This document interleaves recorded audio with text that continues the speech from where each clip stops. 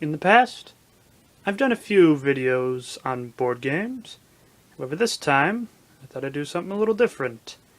This time, I thought I would review a few. Not just this particular game in general, because, let's admit it, I think everybody's pretty much talked about chess for years. I mean, it's been around for literally hundreds of years. However, I thought I'd talk about the series that this particular version comes from.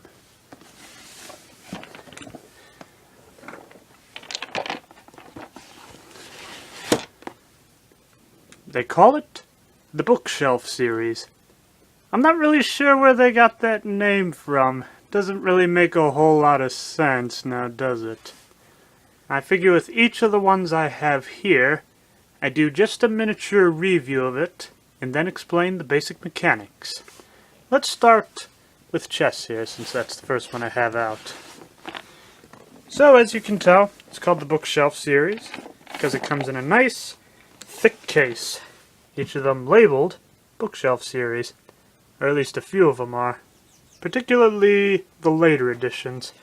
These Bookshelf series games were made by a little company known as Minnesota Manufacturing and Mining Company. However, you might know them better as 3M. Yeah, you would have had no idea that 3M made board games now, did you? So on each one, you got like a nice little cover to show you how it works. A nice spine that makes it look just like a book. And then on the back, you have what the optimum setup would be. Obviously it's chess, so it's during the medieval ages. I kind of wonder who they paid to take this picture. Now how most of these work is kind of slide out like so. This is going to be difficult to show off, considering I got to do this with one hand. Alright, there you go.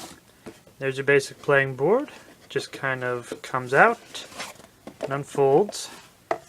Inside are all your pieces. And on the outside you got your special pieces. I guess I put these two in wrong. Oh well.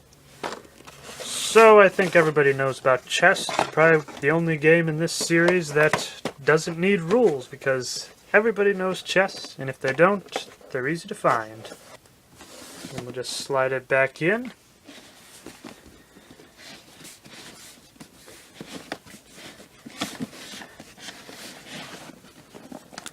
Put that back on the shelf. Now there were some releases of well-known games such as chess and Go. I do not have Go in my collection. In fact, there's a lot I have missing. But for now, let's jump into some of the original entries. This one is called Breakthrough. Not to be confused with Breakout, released by Atari. So I'll just kind of show you the front. Basically a father and son being involved in naval warfare. I do kind of like the idea that mine's a little beat up around the edges. It almost looks like the battle's just that much more intense. Right here is our little copyright date of 1965. Most of these were released between the early 60s and the 70s. Here's the side here. And here's the optimal gaming setup, right next to stocks and bonds. I have actually seen this one for sale before, but it just looked way too complicated and not really a whole lot of fun. And they have like a whole bunch of books, really selling the whole Bookshelf series thing. And there is the game board. However, my pieces look very different. So we flip it over, and then we slide it out. Now you'll notice that this one is completely encased in a box. I think that's the way the chess one is supposed to be, but I'm missing the lid here, just as seen here. So we take off the lid, and there's our game board. See how the pieces look a little different? They have like little ridges on the top, as opposed to the little picture here, which suggests that they are flat. Now you may be wondering, how do you play this game? Well, that's what they used the back of the box for, because even back then they were starting to become environmental. I wish this was a feature they could carry in the more modern board games, but let's be honest, you're not fitting the rules to Betrayal on House on Haunted Hill on the back of its box. So this game can either be played in the box, or the game board can be removed and then played that way. This part is really just for decoration. Usually I play it in the box. It's a lot more firmer than this very thin plastic sheet here. So how does it work? So you got the gold team and the silver team. The point of the gold team is to take their flagship, as such as seen here, and take it to the edge of the board, just like that. And the point of the silver team is to capture the flagship before they can do that. So you see that this square here is well defined. When you start the game, you can only set up those gold pieces in this little square, such as so. And the silver must be outside. Now it gives you a few suggestions as to how you can do that, but to be honest, it's free range. You can set up in any way you desire. This is obviously a 2-player game. It's a very fun little time killer. Maybe it only takes about 10 minutes at the most, depending on how you do it. Oh, I almost forgot to talk about movement. So the flagship is a lot like the king in chess. So that shows the power of chess right there, that I can explain that and most people will know what I'm talking about. It's only one piece at a time, in any direction. Not diagonally though. While the small little protecting pieces right here can go forward in any direction they want, either vertically or horizontally. Any number of spaces. You get 2 available moves per turn, and that applies to both sides, unless you're moving the flagship. The flagship, moving up 1, that is your turn. That one away. Slide on the box. This was actually the game that got me interested into the bookshelf series, because this was the first one I ever got.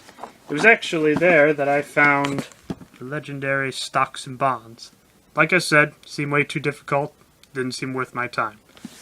So put that back on the shelf here. And then we go to the second game I got, Twixt. This one you can see is a lot more beat up, but then again I got this one for a lot cheaper. So that, I'd say, is pretty good. So you'll notice that I had to use some tape in order to keep the label on. It's interesting to note that there was a movie of the same name, Twixt, but I have no idea if there's any correlation. So if you look very closely, you can actually kind of see army men moving in. See, there's the guy's gun, there's his war helmet, there's his belt, and that looks like his buddy right there. And all in the distance, you have this mysterious guy determining their fates through the use of these little pegs here. A brilliant battle of barriers that challenges your wit and tactical training. Tactical training? What, do they think I'm one of these guys? This one came out a little bit earlier, 1962. And there it is, Minnesota Mining and Manufacturing Company. On the side, there you have the old 3M logo, as well as Bookshelf Games. Twixt, as well as the little description there. Then on the back we have the Optimum setup. Looks just like the 1970s. To be honest, I want those chips. If anybody knows how to make those look delicious. Looks like you can have them with coffee, and maybe even a cigarette. So this is what the game board looks like. Just like the last one, this one slides out, but it's a little different. Notice that there's a great divide here. Here's the game board, and these are the pieces. Let me show you one at a time if I can do that. Or maybe just both at a time to make it easier. So these are the pieces, as I've explained before. Just take the lid off. And there you go. You'll notice that you've got pegs, and you've got connectors. Same for both sides. That one was just kind of misshelved a little bit. And then this is the game board. This is actually a little different. You see, this is more of a sleeve, which gives you the instructions of the game. This one is very simple. First, let me get the game board out. It just kind of unfolds like so. just like that. Now you'll notice that there is a red line and a black line here. Now the point of the game is to try to make a line using these little pegs and connectors to make a line from one end of black to the other end, or red to red. Very simple. On your turn, you lay a peg, and then the next guy goes. So for example, I say he sets one here, and then you can set another peg. Now if you see if they can connect, then you can connect. You can choose not to, which is the little element of strategy. But to be honest, it would probably make more sense to connect them. And then basically just make a line all the way to the end. Along the way you can block your opponent. They'll have to go around you because it has to be a very continuous line all the way to the end. Very simple, and yet one of their best sellers. Just like that. It's taped in certain areas to ensure that it only folds up the right way. It just kind of fits right there, and then that wraps around. Got your pegs, put the lid on it, and then both ends just slide right in. Just like that. Put that back up on the shelf. Alright, and then we get to jumping. Just so you know, those in the Asian American community may find this game very offensive. So without further ado, let's go. So this is the cover of Jumpin'. You got like the vaguely Chinese Buddha, as well as all these rice hat guys. And of course, it is a version of Chinese checkers. I'm not making this up. To the side here. This one is probably the worst shape of all of them, as you can tell by the big tape running down the side. There it is, from top to bottom. And then the back. Once again, showing you the optimum setup. Kind of almost looks like an apartment of a person from China, or maybe Japan, from the early 60s or so. It is a pretty awesome statue, I will have to say. I'm not really sure what that's supposed to be, and I'm going to guess that's the ashtray because those look a lot like matches to me. And this is what the game looks like. To be honest, the pieces shown here are not as shiny as the ones I have. So let's get this out of the box. And here we are. Much like the other ones, this box is the same exact color as the casing that it comes in. There's a pretty big dent in the middle of this one. You can kind of tell by the rip here, so it's kind of hard to get in and out, as well as to get the lid off. Just like that. Here are the rules. This is probably the simplest of all the games that I have.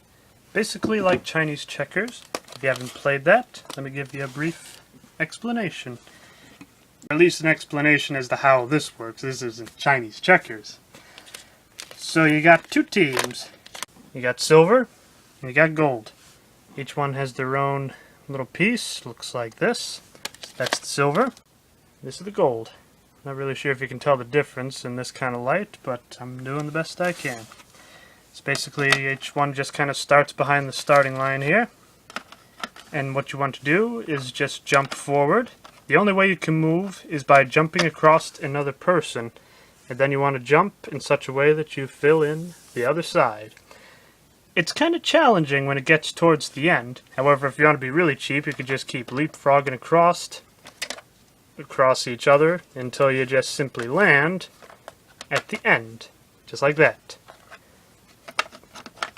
Now what makes this game interesting is, say, if the pieces stack. So say they look like this. You could take this one and jump across all of them if you want.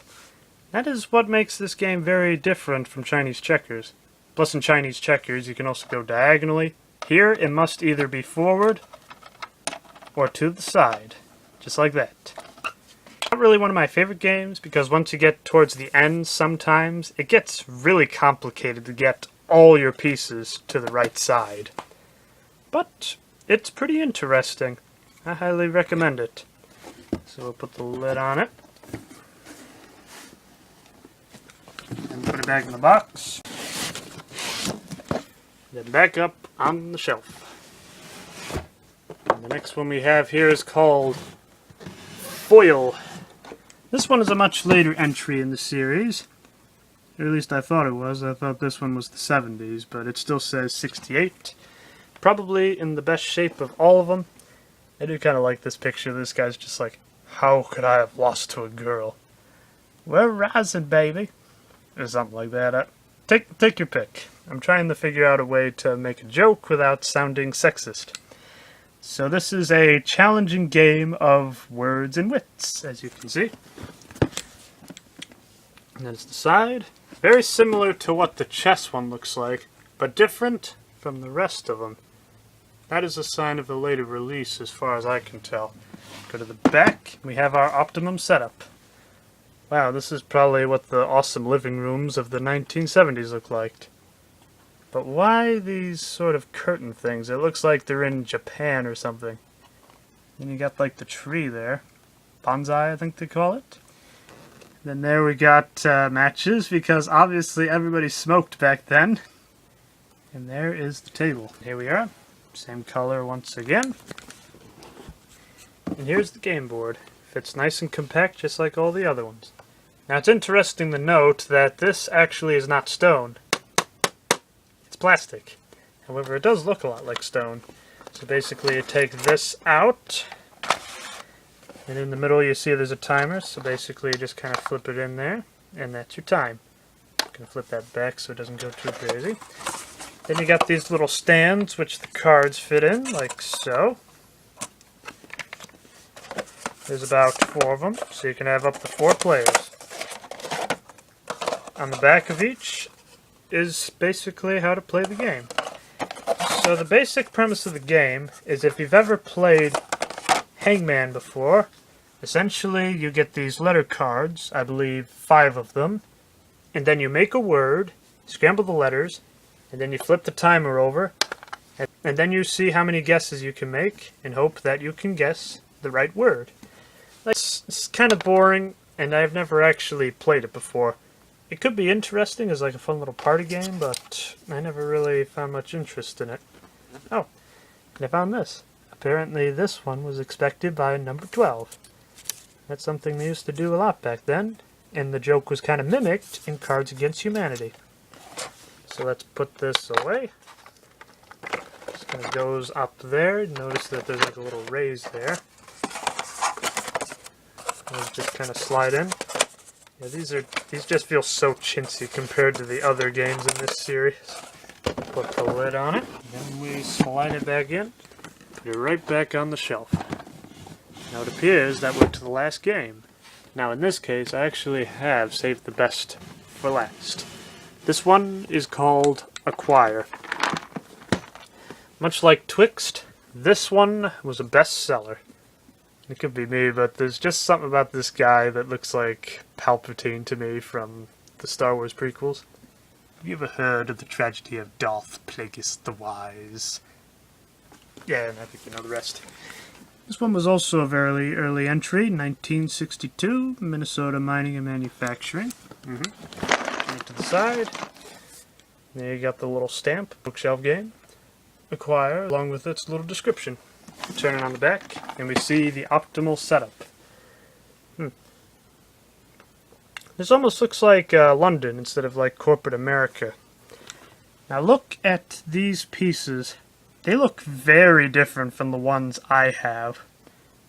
Mine are not as finely printed as that. And it could be me, but it almost looks like these pieces right here don't have anything written on them, but they're just like star-shaped. And here's the money in it. Now this one is by far the most complicated one I own, but still not as complicated as stocks and bonds. So the first thing is, we just kind of slide this one out. Just love this color. Kind of turquoise, I would guess it would be. Take off the lid. And on the back, once again we have the rules. Look at how thick this is compared to all the other ones that I've showed you. So this is the game board. Yeah. You would have never really thought that, would you? Now basically what the point of the game is, you have all these little tiles here.